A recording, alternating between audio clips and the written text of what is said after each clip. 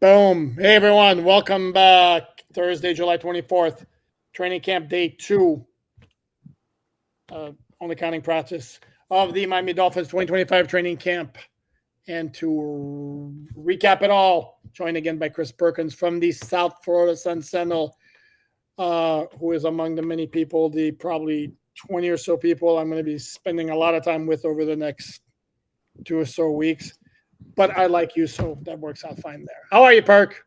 I'm good, man. I'm good. We had a good day of practice today. A lot of stuff to cover.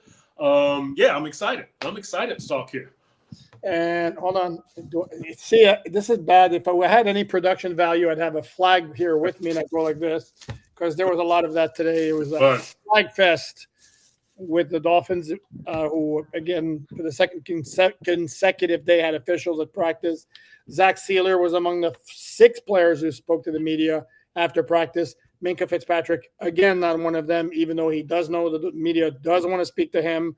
And is one of those where I'll talk to the media at some point. Still hasn't done it, which is weird considering it's now been June 30th, I believe, was the trade date. Okay, so 24 days since he was acquired, or 25 days since he was acquired, and he still hasn't spoken to the media. And you know what, Poop? I think even beyond talking to the media is, you know how the trend is the last few years. As soon as a player signs or he reports, he does a little selfie video. Hey, Dolphins fans, I'm back. Love to, I'm excited. I can't wait to get out there and represent you in Hard Rock Stadium again. The Dolphins are very social media heavy, and we have not seen anything of Minkah. We haven't seen him walking into the facility, haven't seen him working out. We haven't seen anything of Minkah on Dolphins social media. That's what raises a red flag to me even more than him not talking to us. That, my friend, is an excellent point. And I'm going to go ding, ding, ding, ding, ding, ding, ding in honor of Around the Horn. Very, very, very good point. Yeah, because we've all seen those videos. And, yeah, you would think, like on the day veterans reported and Minkah was there, I believe. I mean, he certainly was there at the first practice. Yep. And if anybody's wondering why would Minkah have any sort of beef with this situation right now? Well, number one, he may not have been all that thrilled to be traded by the Steelers, who are a team that's going all in for big things in 2025. Whether they achieve it or not, who knows? That's number one. Number two, he's got $15.5 million coming his way this year, next year. However, none of it's guaranteed. And as we know, players understandably don't like that situation because it leaves them vulnerable to catastrophic injuries, such as happened to cornerback Artie Burns, formerly of the Pittsburgh Steelers, on the first day of training camp. So, yeah, the fact that he's not talking and the Dolphins haven't done anything social media wise, because logically they would need the players' approval. Although it would be interesting how that could have happened on reporting day if the camera, their camera people were there. I don't know that Minkah would have just said that he would have gone like this, but if he has a sourpuss face look on his face, then the Dolphins media, social media team might have decided on its own, yeah, we're not putting that out there. But one of the first rules of public relations and media relations is don't let a one-day story become a 2-day story. So I'm sure they've been, gently prodding Minkah, hey, just get out here and let's end this, because speculation runs rampant the longer you don't speak, that people start thinking contract, or is he happy, or did he want to be traded from Pittsburgh? Just as we're speculating, you want to end that. But that's a media relations rule. And the Dolphins are well aware of that rule. They usually follow that rule, but for whatever reason, in this case, it's now a 25-day story. Correct, and it's entirely possible that there could be none of this. That it just he doesn't want to talk for whatever reason. On the field, there's nothing to suggest that there's an issue because he's practiced, he's done well. He looks good. There haven't been any big plays, but then again, there haven't been many big plays overall on defense. We still don't have a pick through 2 days. And by the way, again, because I always forget, please smash that like button, as they say, subscribe, tell a friend, so we can get those subscription numbers up and those like numbers up, all that good stuff. That out of the way, we're going to talk about Zack Sieler's comments. We're going to recap what we saw at practice on Thursday. I guess we should start with the roster moves and the news. The roster moves, the Dolphins made however you want to say, but they involve 4 players. They placed, not surprisingly, Artie Burns on injured reserve once it was confirmed that the injury he sustained in practice on Wednesday indeed was a torn ACL, and it completely does suck for Artie Burns. I mean, first day of practice, he's backpedaling in a position drill, and the ACL, tore, and he obviously knew it was significant at the time because he slammed his helmet to the ground. The Dolphins also waived rookie free agent offensive lineman Teddy Kushi. I think the Dolphins have 3 or 4 of these rookie free agent offensive linemen, all of whom face probably, I would think, pretty long odds to make the 53-man roster. Kushi was one of those guys. Well, he's gone. So to fill those 2 roster spots, the Dolphins signed a cornerback, a veteran cornerback, has been in the league 8 years. Not a big name, which is what some Dolphin fans would hope. It's Cornell Armstrong, if you remember the name, because he was a 2018 6th-round pick of the Dolphins out of Southern Miss. He's mostly a special teams guy. If he makes the Dolphins roster, that would be his niche role. He would be towards the bottom of the depth chart at cornerback, I would suspect, barring a breakout performance. And then the Dolphins also signed an offensive lineman by the name of Obinna Eze, who spent time on the practice squad of the New York Jets, Pittsburgh Steelers, and Detroit Lions. Never played an NFL game, regular season game, and what stands out about him is big dude, 6'8", 325. Speaking of big dudes who play the offensive line, Baron Matos, who went down with a scary injury on Wednesday, the Dolphins released a statement updating his condition, and basically the upshot is good news that he's got feeling in all extremities. So obviously, if that's the statement now, there was a case where that could be a concern. So clearly, we're dealing with a serious injury. Good to know that status is not that.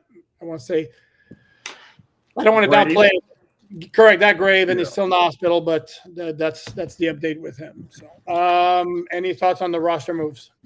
No, not really. I'll say that Cornell Armstrong, it's a familiar face, 2018 6th-round pick, as you said, but that also tells you 2018, he'll probably be 30 years old sometime soon. I've not looked up his age, but I think special teams is going to be his way to make the team.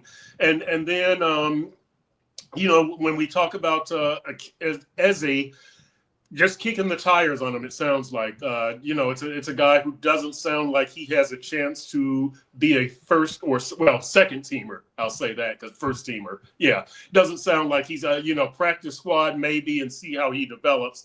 So I don't think either of these additions are significant from scrimmage at this point. Just kind of kicking the tires and seeing what these guys have to offer is what it seems to me. Correct. And Armstrong's going to be 30 in September. He hasn't played in an NFL regular season game since 2022. Yeah. He's cut by the Raiders in 2023. No, spent time on the Raiders practice squad in 2023. He was cut by them before during training camp in 2024. And I'm trying to look at his resume here. He's got 4 career starts he's actually played in 4 different NFL seasons. So again, these are, for lack of a better term, training camp moves. Nothing overly significant, with all respect to all the players involved. And no, the Dolphins did not, as I mentioned earlier, did not sign a veteran cornerback with a name. Though I would tell you, and this is maybe we'll get into the practice recap here, there was some good work at cornerback today. To me, there were 3 guys who really stood out. No, actually, I had two who stood out more than the others. One was Kader Kohu. Mm-hmm. Had 2 plays where he was in Tyreek Hill's grill. Yep. One and causing incompletions, and then the other one is Quentin Bell, who had 2 reps in running plays where he did his job of getting to the outside, forced the running back to cut inside, and then also had a pressure where he got close to the quarterback. I don't know if I would call it a would-be sack. If anybody would, it would be this guy here. Whoops, this guy here, because this guy likes it. You get a sack. You get a sack. That's right. That's right, baby. It's a sackarama out there in training camp, man. No tackling to the ground. I'm giving out sacks. I think, didn't Quentin Bell get held by Julian Hill, or do I have that? Yes. Yeah. So he was. Yeah. It looked like he had he was going to get a sack, and he got held. So and the thing about Quentin Bell, I want to see his development. You remember last year he was an early darling of training camp, and then as soon as the joint practices started, he got snuffed out. And then in the regular season, he was really more of a special teams contributor as opposed to a from scrimmage contributor. So I want to see if he can apply what he learned last season to scrimmage from this season. And you've already got 3 good edge rushers when you consider Chubb, Phillips, and Chop Robinson. We'll see what Grayson Murphy can do and some of these other guys, but Quentin Bell should have an inside track on a 4th spot as an edge rusher from scrimmage. No, I agree. And I was looking up, Bell actually played every game last year and averaged like 15 snaps on defense. My math right now is like somewhere along those lines. And actually for like a 4th or 5th outside linebacker, right, wasn't bad. He had some good work there, but it wasn't as impactful as you mentioned. Like early in training camp, it was like, whoa. Yeah. Yeah, he was like an early training camp star. Anybody else stand out to you? Well, you know what? I thought that both Chubb and Phillips had their moments today of showing some speed, some burst, some acceleration, some recovery from last year's injuries. The running back showed things at times. Jalen Wright, Devon Achane on runs, but it's hard to say because you're not tackling to the ground and you're not in pads. So who knows how those blocks and those runs would go in pads. But they did show some acceleration, some burst, some good footwork, and some good reading of holes, pressing blocks and making definitive cuts. No, I agree. And I'm trying to think here because I don't know that the quarterback showed anything especially good today. We should say there's been, correct me if I'm wrong, there's been no interceptions through the first 2 days of camp, right? Yeah. You are correct. There have been a couple of fumbles, and on some of those, it's like guys running downfield, and some of the players have slowed down, and then you get somebody who's keep going hard and then punches the ball out. And there were a couple of those. You mentioned the quarterbacks. Tua had a couple of nice throws, mostly to Waddle. He did have a nice connection over the middle to Tyreek Hill. Zach Wilson had 2 throws that were really impressive where it showed the arm strength in fairly tight windows on passes over the middle. Quinn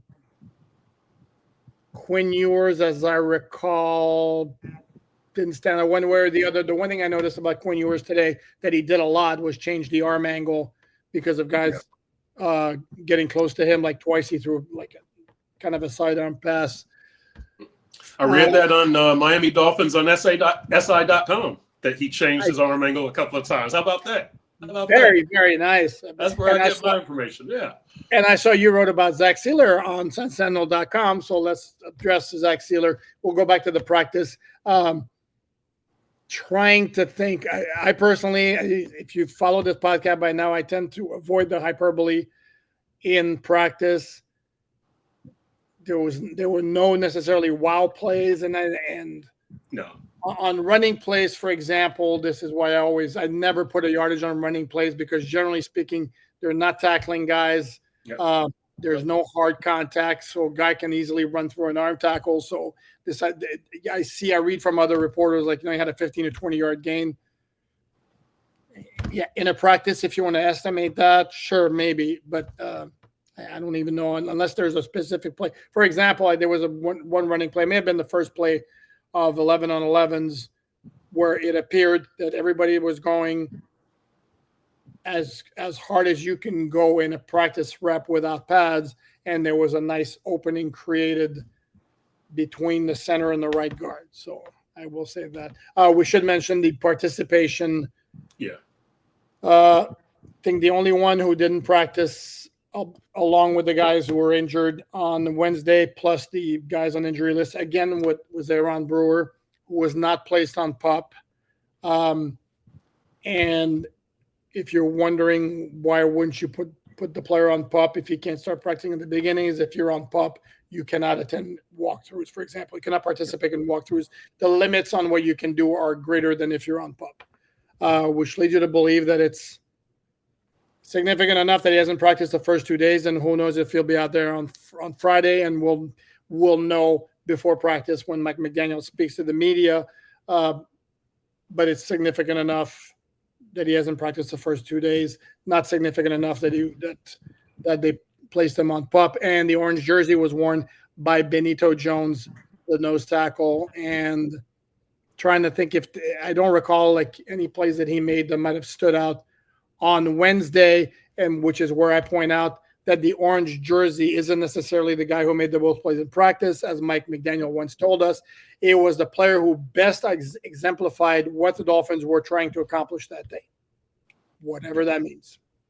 Yep. And look, it's good to see Benito be rewarded like that, because he was below average last season. And, it's good to see whatever they were asking of him, or the D-line or the interior D-line, he apparently carried out that mission. So I don't know what it's going to mean in October or November, but it's good to see right now. Yep. And the flags. Oh, yeah, woof, I know. Woof. Yeah. I mean, a whole lot of, I'm going to do a hand gesture that I'll describe later for the people who are going to be listening to this on the audio podcast, but there was a whole lot of this. Yep. And a little bit of this. My hands can reach out too high. He's doing the false start, illegal procedure call, and the offsides call is what Coop was doing there. I mean, there were a couple of sequences. I think there were 2 sequences where it's 3 flags in a row. Yeah. And it's like, come on. And I am trying to see if there's like yesterday, for example, James Daniels was one of the main culprits. He false started on back-to-back plays. Today, I'm trying to think if there was anybody who was a consistent violator of this, and I can't think of anybody. I got to tell you, I don't know who committed any of those penalties today, the offsides or the false starts. I didn't see any of them, but it off the top of my head, I would say there were at least 2 offsides and at least 4 false start penalties. So and maybe more of each. But you want to see that stuff cleaned up, but we don't know why it happened. They might be doing new things. It might have been, in James Daniels' case, this is a guy who didn't do anything in OTAs and minicamp. It's a new offense. It's a new cadence, new formations, everything is new to him. So we don't know who is committing these penalties. We're not going to make too much of it, but we are giving you camp observations, and that one was hard to miss. That one was impossible to miss. No, and here's the thing: is when we say it also could have been legal formation, because I don't recall specifically a guy moving where I saw he moved like on Wednesday, where James Daniel moves early, and you could see that. None of that Thursday, and on defense, I don't recall somebody like crossing the line.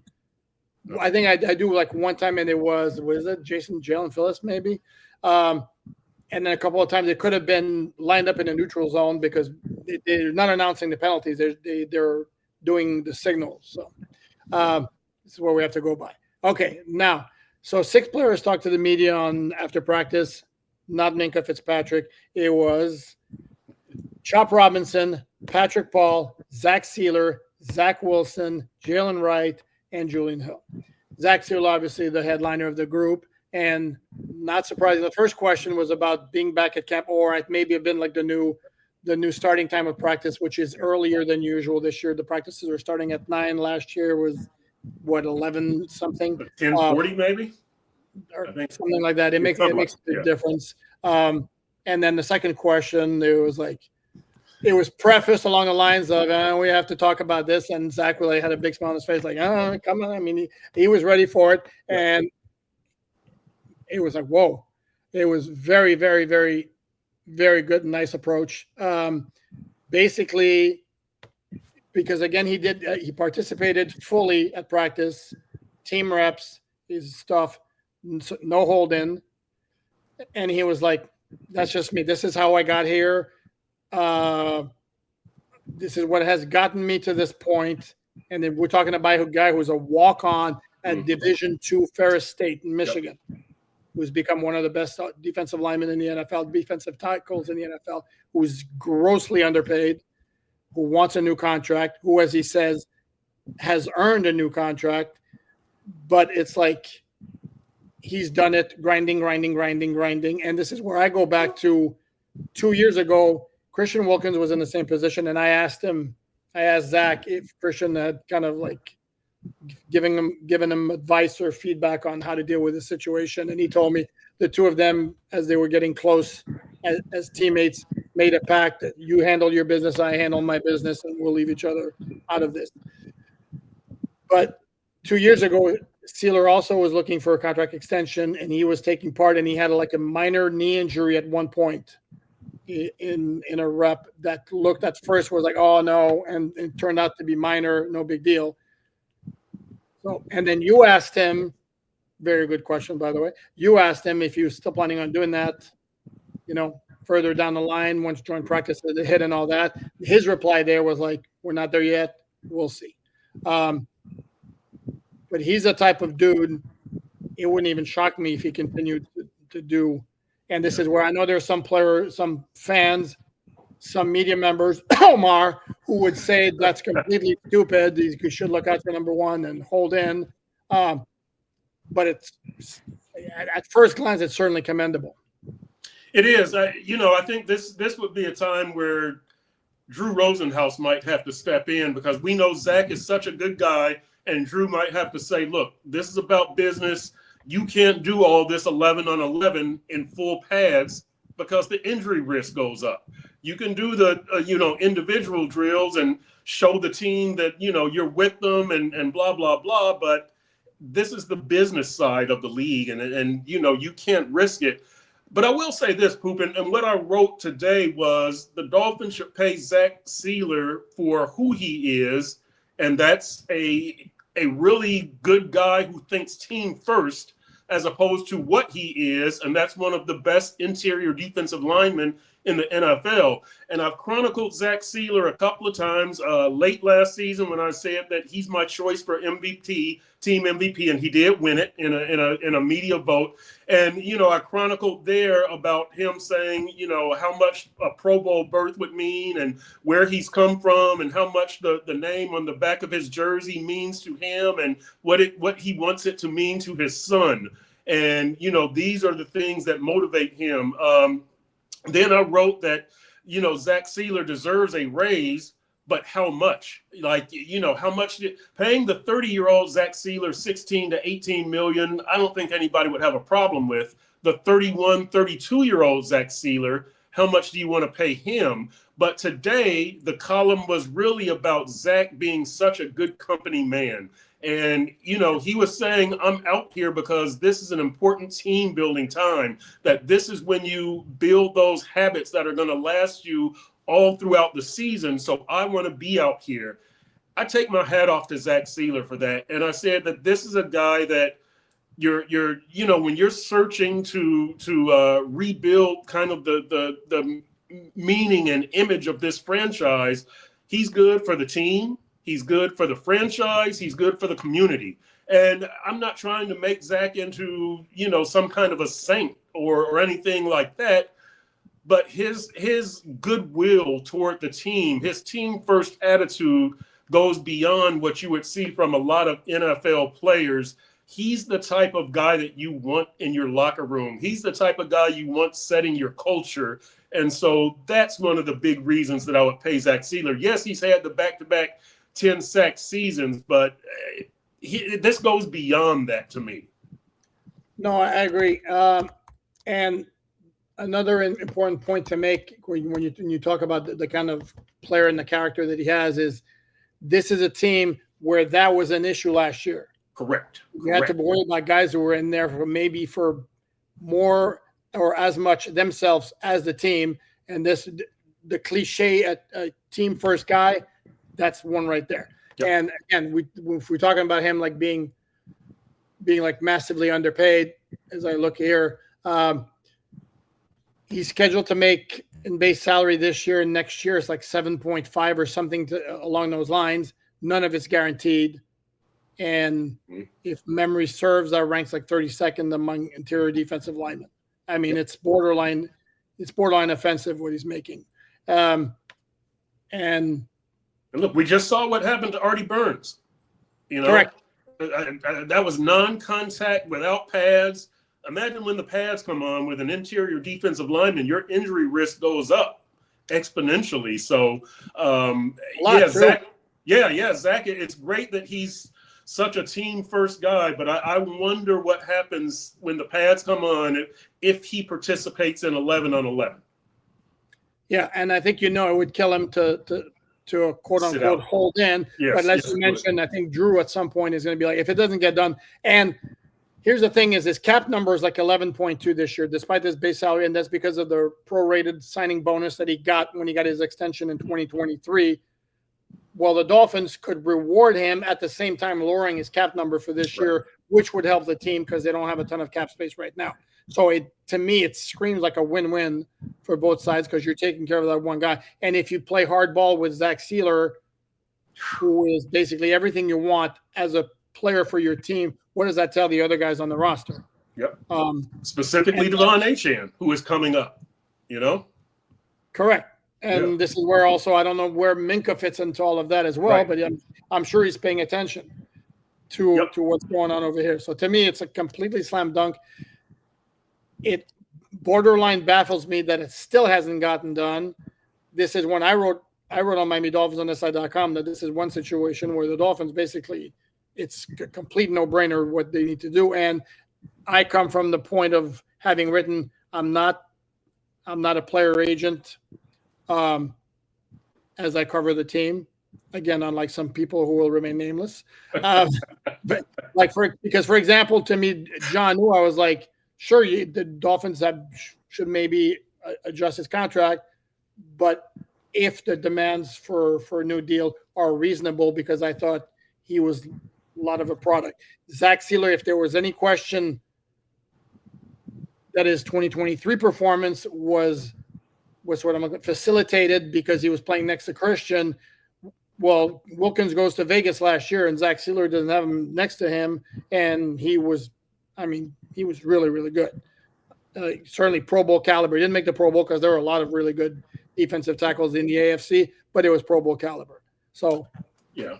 Get it done. And, one other point that Zack Sieler made that I thought was interesting is he was saying, my best years are ahead of me. That I played 2.5 years of college. I don't have the mileage on my body that a lot of other guys who have been in the league as long as me have.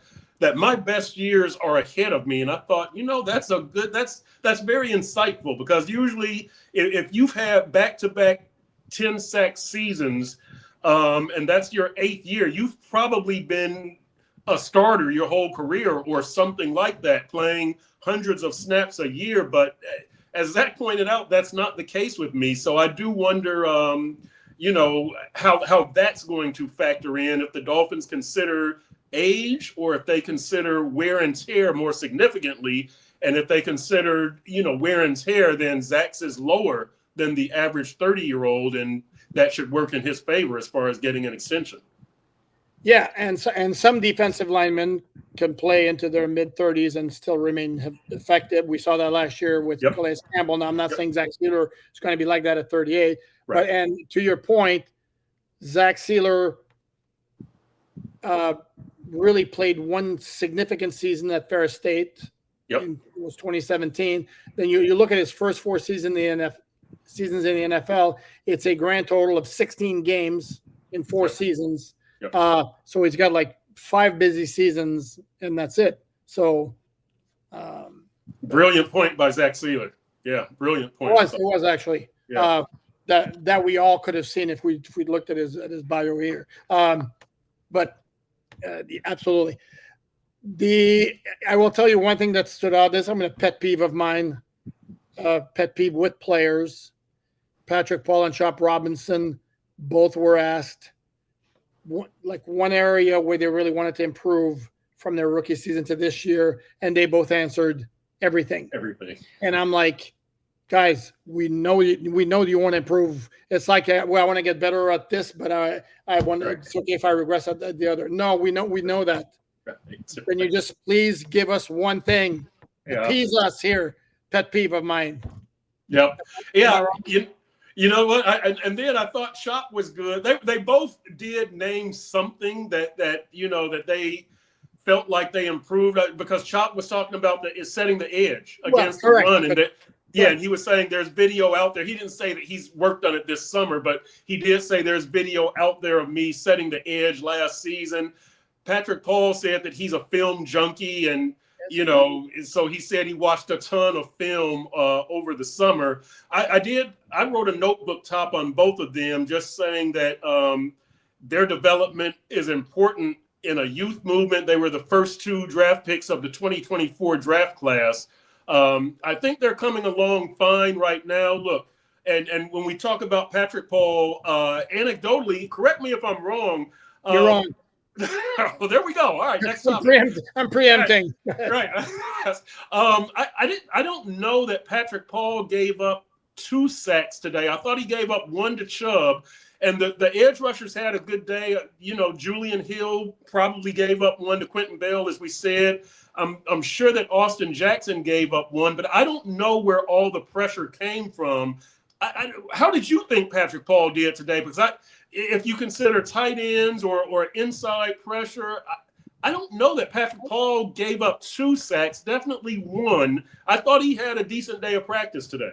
Yeah, he was fine. Yeah, fine, right, fine, decent. But here's the thing. In as much, like in practice, obviously there's on every play, your eyes can be a lot of different places. I mean, because I'm going to be honest, it's not like I'm focusing on Patrick Paul, right. And zeroing in on him and seeing how he's handling that rep, or Jonas Abayinaya. I'm basically looking at the offensive line overall as the play develops and seeing what can happen. And you do that quickly enough to where then you follow the ball a little bit, not being a total ball watcher. Again, for somebody in the media who looks down on ball watchers. But generally speaking, where the ball is kind of dictates the outcome of the play. So it's not like you can ignore it entirely. So you kind of like move your eyes around quickly, look at the offensive line, the quarterback, and then the coverage and all that.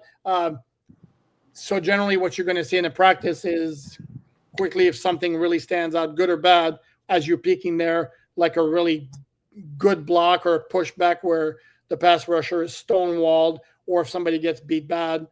But I can't say that anybody like caught my eye, good or bad, on the offensive line. You can get more of that. Also, I think it's a lot more representative if you in a padded practice.